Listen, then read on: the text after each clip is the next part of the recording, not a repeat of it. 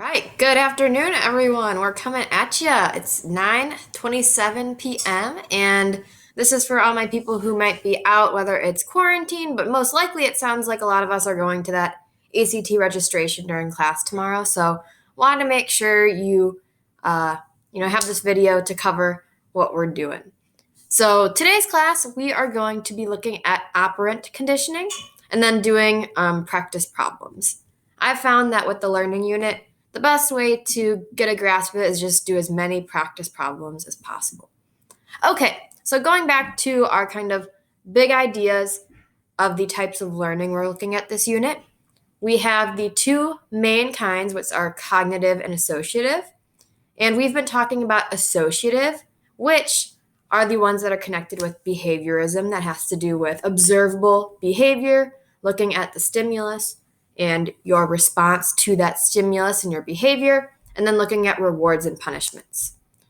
So we spent the past 2 days looking at classical conditioning, and now we're going to move on to operant conditioning. So let's look at the difference. These are both forms of associative learning. So again, kind of the more primitive, basic form of learning in which you're associating things together and making those connections. But classical conditioning, the key thing is that you have a stimulus that's eliciting a response, aka a certain behavior. So the stimulus comes first, then the behavior comes as a result. Operant conditioning flips it around. So it's a behavior, and then you are trying to either increase that behavior or decrease it with a reward or reinforcement or a punishment. Other important thing to note is the difference between involuntary versus voluntary behavior. Classical conditioning, we said, the behavior you're looking at is involuntary. It's like a reflexive behavior.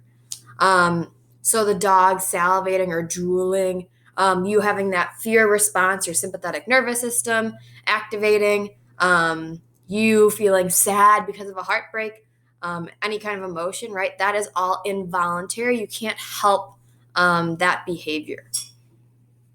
Operant conditioning now is a little more sophisticated than classical conditioning, kind of a step up, in that it involves voluntary behavior. So in this case, you are getting a dog to roll over, right? That's voluntary. The dog actually has to put thought into doing that and control it.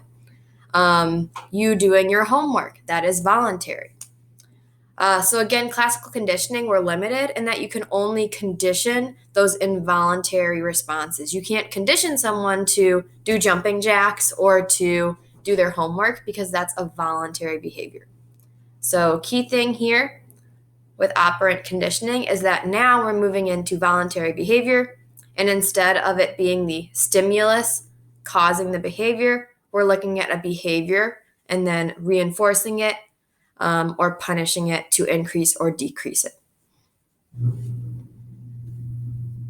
And a good thing to note is that if a multiple choice question on AP asks about an association between two things, and there's not a reward or punishment involved in the question, it's probably going to be classical conditioning, because operant conditioning is all about those rewards and punishments.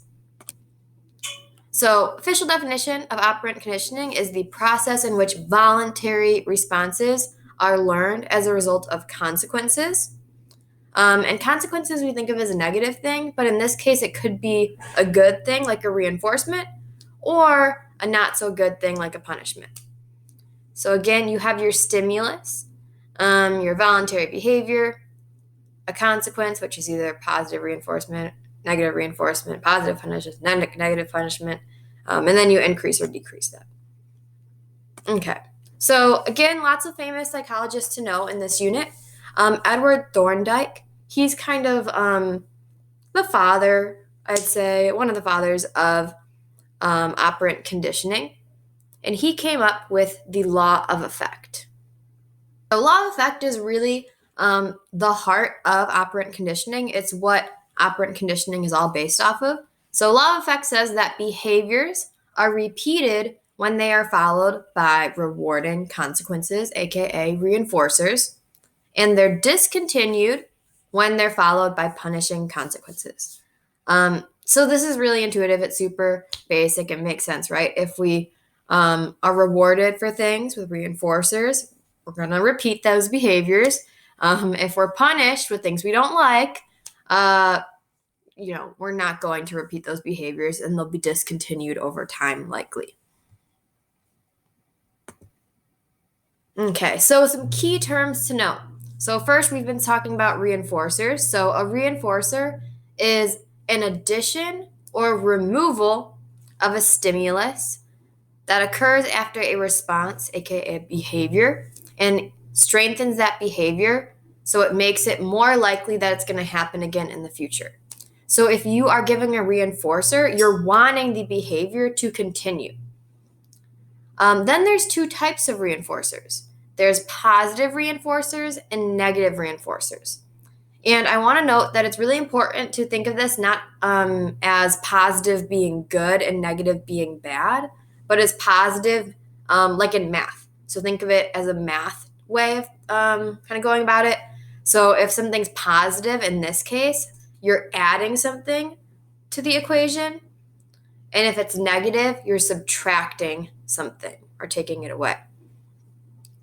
So in the case of reinforcers, again, a reinforcer is a stimulus. So you're adding an object or something, really anything to the environment, or removing something. So if it's a positive reinforcement, you're adding something good that's going to make you want to do that behavior again. So example, me throwing starburst at you is positive reinforcement. I'm adding a starburst to the situation. It's something good that you like, and it's going to reinforce the behavior of you answering questions in class. So an example of negative reinforcement is if I say, if you guys do a really good job listening in class today, you're not going to have homework tonight. I'll take it away. So this is negative reinforcement because you're subtracting something or taking away something that you don't like, right? And that's acting as a reward for you. By taking away something that you don't like, that's rewarding, and it's going to reinforce the behavior of you guys doing a good job during class and being productive. Two types of reinforcers. So there's primary reinforcers and secondary or conditioned reinforcers. So a primary reinforcer is something that's naturally or innately rewarding. So think of this as kind of like your basic things, like food, water, shelter, removing pain or discomfort. These things in and of themselves are rewarding. Then secondary reinforcers or conditioned reinforcers is something that has something associated with it. So you can kind of think of it as secondary reinforcers. You use them to get primary reinforcers in the long run. So a secondary reinforcer could be like money, right? You use money to get things like food, water, shelter, whatever, happiness. Praise, getting good grades. So these are all things that have been conditioned, and we've learned to associate them with certain things. We've learned to associate grades with, like achievement and good things. We've learned to associate money with being able to, get other things. So think of primary reinforcers as your basic needs, and secondary is kind of things that help you get those primary reinforcers. All right, so this is the heart of positive and negative reinforcement, and this is going to be your lifeline. So just to reiterate, a positive reinforcement is adding a rewarding stimuli to the equation, something that's good that we like. Negative reinforcement is taking something away from the situation that we don't like, so an unpleasant stimuli. And then punishment we're going to talk about later.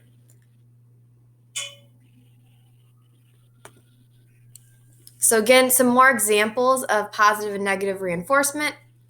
It could be getting paid for good grades. So again, getting paid is the stimulus that's getting added. Good grades is the behavior you're trying to reinforce. Getting starburst for answering questions. Again, behavior you're trying to reinforce is answering a question in class. What you're adding to the equation, a starburst. Getting laughs for your jokes, right? So telling a joke is the behavior that you're reinforcing. Getting laughs is the stimulus you're adding. So again, a stimulus could be an object, or it could be, something, I guess, more abstract, like laughing or praise or something like that. So negative reinforcement, some examples. Again, you're taking away something that you don't like. So getting homework taken away for good behavior, we said. Reinforcing the behavior of being good in class and participating. And you're taking away from the situation homework, which we don't like. Another example would be doing the dishes stops your mom's nagging. So in this case, the behavior is doing the dishes, and the stimulus that's annoying that we don't like is your mom's nagging. You're removing that annoying stimulus from the equation. Your car buzzer turns off when you put your seatbelt on. This is going to reinforce the behavior of you putting on your seatbelt. That's a good thing we want to reinforce. And by doing that, it's going to get rid of, subtract, take away from the equation your annoying car buzzer. Okay, so next thing, we said that we have positive and negative reinforcements will make a behavior more likely to happen, whereas punishments, you're either adding or removing a stimulus after a behavior or response that's going to decrease the probability of the behavior occurring again. So reinforcers are what help you. Reinforcers want you to make that behavior happen again, right? They're reinforcing the behavior. They want you to repeat it. Punishments are trying to extinguish or get rid of the behavior. So again, there's positive and negative punishments. Again, think of it not as a good thing or a bad thing, but as adding something or taking something away from the equation. So in the case of positive punishments, you are adding something that's unpleasant or bad to the situation to prevent you from repeating that behavior. So an example is getting spanked. If you were misbehaving, that's a bad behavior. Maybe you were swearing, you were acting up. We don't want to repeat that behavior. So your mom's going to add a spanking to the equation. That's the stimulus you're adding. So you're adding an unpleasant stimulus to the equation to try and reduce the behavior and prevent it from happening again. Example of negative punishment is taking away something that we like and enjoy. So you're removing something good from the situation. So easiest example of this is getting your phone taken away. Right? So maybe you talked back to your mom or were being disruptive in class and you got your phone taken away. We want to prevent that behavior from happening again. And we're going to remove the positive or remove the good stimulus that we like of our phone, take it out of the equation. So you're removing something that we like and enjoy that's pleasant. Okay. All right. So just to recap, positive punishment, you're adding something unpleasant to the situation because you don't want that behavior to happen again. Negative punishment, you are adding some or taking away something that's good, that's pleasant, to again try and prevent that behavior from happening again. So some more examples, right? Adding chores is a form of positive punishment. You're adding something unpleasant to try and prevent a behavior from happening again. Another example of negative punishment would be taking away playing time for your sport if you were caught drinking or like being academically dishonest. Right, the behavior you're trying to prevent or discontinue is cheating or drinking, and you're going to do that by taking away something that you enjoy that's pleasant, which is playing your sport. Okay, so let's go back here. And typically AP will give different scenarios in a multiple choice question and ask you to identify, is this an example of positive reinforcement, negative reinforcement, positive punishment, or negative punishment? So an example would be, right, maybe someone says the scenario of Sally was misbehaving and her mom made her do chores as a result. Is this an example of positive punishment, positive reinforcement, or negative reinforcement? So the easiest way that I would go about answering these types of questions is by asking yourself first, when you see that question, ask yourself, is this trying to increase a behavior, reinforce it, or is it trying to decrease the behavior, aka punishment?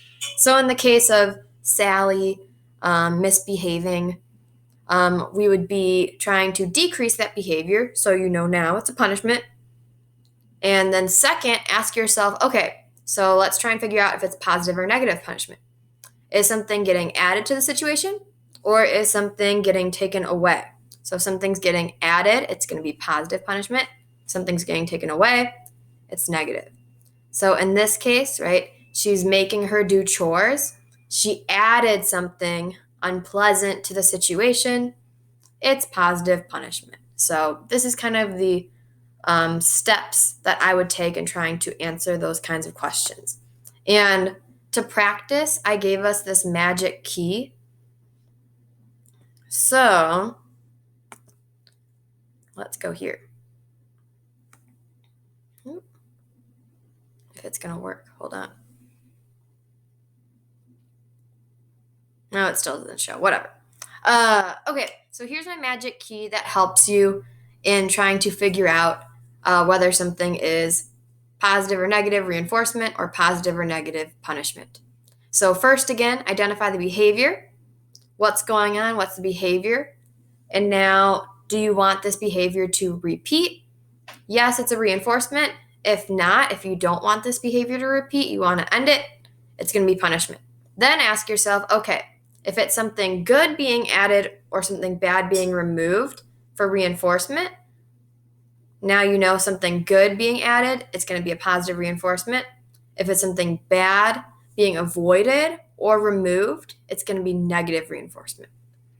But if you found out that, okay, it's a punishment, if something's bad is being added, then it is a positive punishment.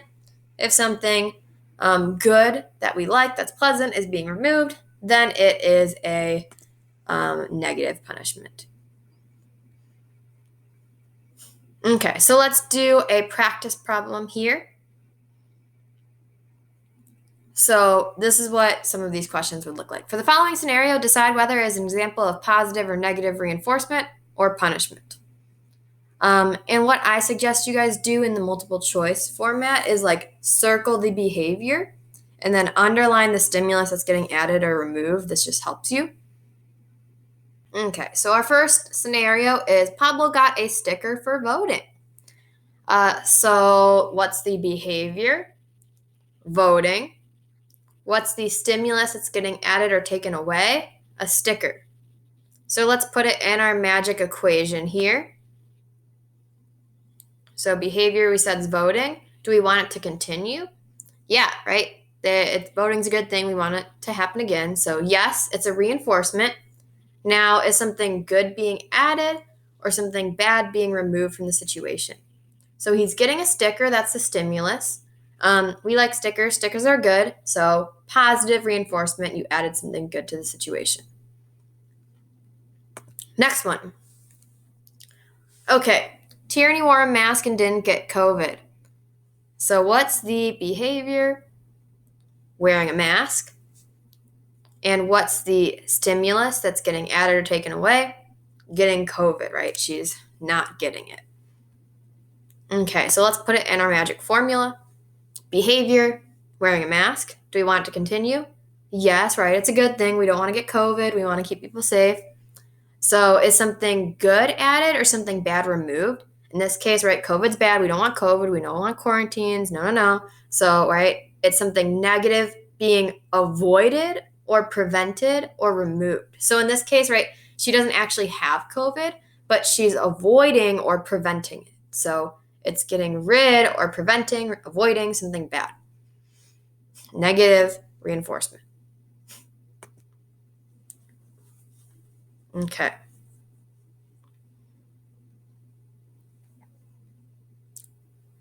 So now here, we're going to move on to specific types of reinforcement schedules.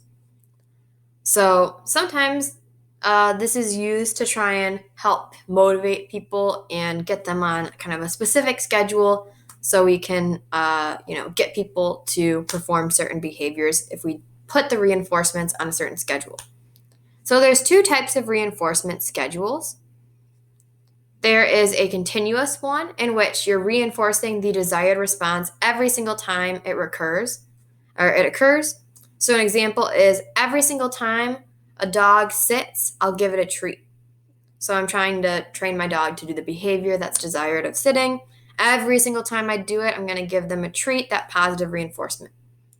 Partial or intermittent reinforcement is when you reinforce a response only part of the time. And there's 4 kinds of this, which is what we're going to talk about for the rest of class. So partial reinforcement, an example is, I won't give this lever one because we haven't talked about it yet, but an example would be if you give your dog a treat every 2 times it does the behavior. Instead of doing the treat every single time it sits, you'll do it every couple of times. So you're not using all your treats, and the dog's kind of on trying to, always be good because they don't know when exactly they're going to get it. Okay, so here are types of intermittent reinforcement. There's 4 kinds. So we have the categories of them being ratio or interval, and then being fixed or random. So first, if something is under a ratio, that means you're getting rewarded or reinforced after a certain number. And if something is based on an interval system of reinforcement, then that means you're getting rewards after a certain time interval. So ratio would be like a certain number of behaviors happen and you get rewarded for it.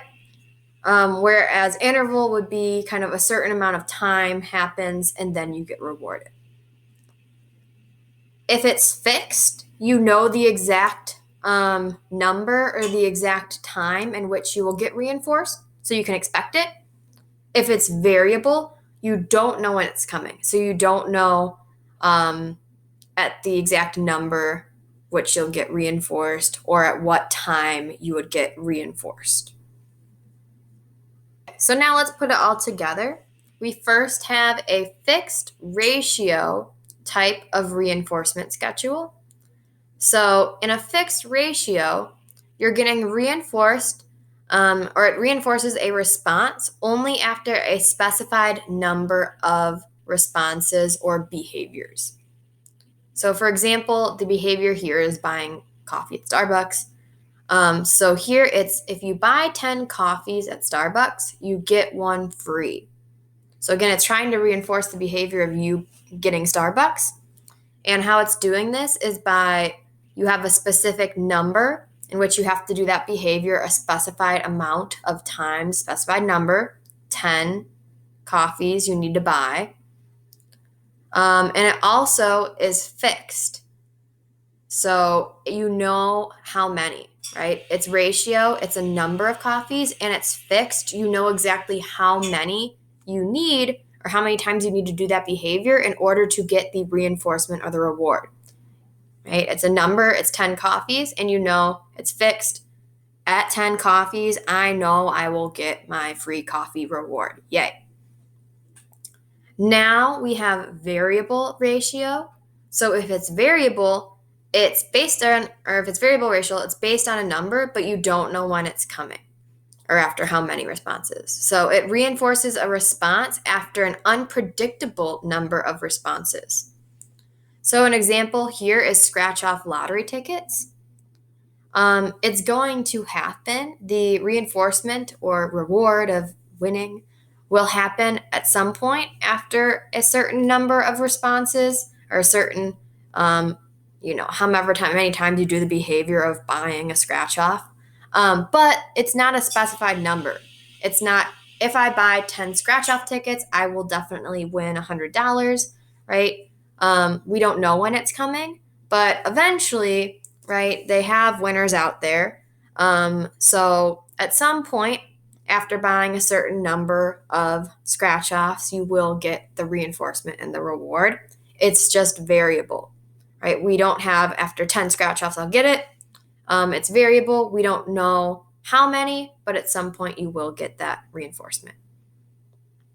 Okay, so next type of reinforcement is fixed interval. If it's a fixed interval reinforcement, it's reinforcing a response only after a specified period of time has elapsed. So we do this a lot in school. So every Tuesday, if a student completes their Quizlet, they will get candy. So it's, again, a specified time period. It's fixed. We know exactly when the reinforcement or reward's coming. It's every Tuesday if you do the behavior. And it's interval. It's based on a period of time, right? It's not if you do the Quizlet 10 times, you get the reinforcement. No, it's based on an interval of, okay, if you do it by this time period, then you get the reinforcement. And then finally, we have variable interval. So in this case, it's reinforcing a response at unpredictable time intervals.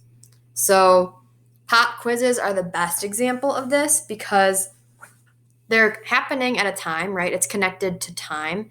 It's not like, you did this thing 10 times, now you get a pop quiz, right? It's a random time that you're getting this. So it's based on time, right? It's happening on a certain day. I know it. You don't. So it's happening at a certain time, certain day, certain class, but it's variable. You don't know when it's coming. So we know it's going to come at a certain time, but we don't know when. It's variable, it's random, it's unpredictable. So again, my trick for if you were to have a question on AP in which they're asking you, they give you a scenario like, blah, blah, blah, buy 10 coffees at Starbucks, get one free. Is this an example of fixed ratio, variable ratio, fixed interval, variable interval? My advice is to first ask yourself if you know when the reinforcement is coming. This is going to tell you if it's variable or fixed. So if it's predictable and you know when it's coming, it's fixed. If it's unpredictable and you don't know when it's coming, it's variable. Then ask yourself, okay, is it an amount of time that's connected to? Is it happening on certain days or unpredictable days and times? Or is it more tied in with a certain number? So you have to, buy a certain amount of lottery tickets or buy 10 coffees. Is it tied in with a number? This will tell you if it is ratio or interval. Okay, so again, here's the magic key for these reinforcement schedules.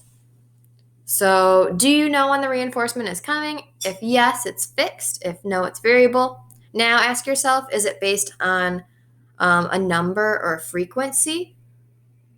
If so, that's going to be ratio. Or if it's based on time passed prior to the behavior, then it's going to be interval.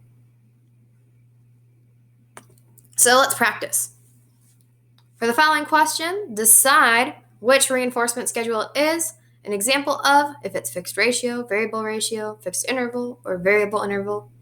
So again, first ask yourself if you know when the reinforcement's coming. Then ask yourself if it's based on numbers or frequency of behaviors or on the passing of time. So here's one. On weeknights, your mom periodically comes into your room to make sure you are doing homework. So you always have to be on your toes. So in this case, let's first ask ourselves, do we know when the reinforcement is coming? No, right? We don't know when mom's coming in. We don't know if she's going to come in every 10 minutes. We don't know if she's going to come in at 5 p.m. or 7 p.m. It's periodically, so it's happening kind of whenever. So no, we don't know. So I would say we can narrow down now that this is variable, not fixed. So now let's ask ourselves, is it based on the numbers or frequency of behaviors or on the passing of time? This one, I would say it's connected with interval because, again, it's based more on time. She's checking in you from time to time, not a certain amount of times. So again, in this case, do we know if the reinforcement's coming? No, we don't know when mom's going to come in. Is it based on a number or frequency of behaviors or on time passed? In this case, it would be more about time. Okay. Now let's do this one again. So every time you turn in your homework, you get a sticker. So do we know when the reinforcement's coming? Yes, right? Every single time we get it, so it's fixed. Now, is it based on numbers or frequency of behaviors, or is it based on the passing of time? So here, we know that this is connected with a number, right? So every single time that you do this, you are getting, a sticker.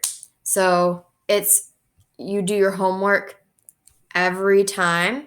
So a set amount of times. This is for each homework assignment. So one homework assignment equals one sticker, right?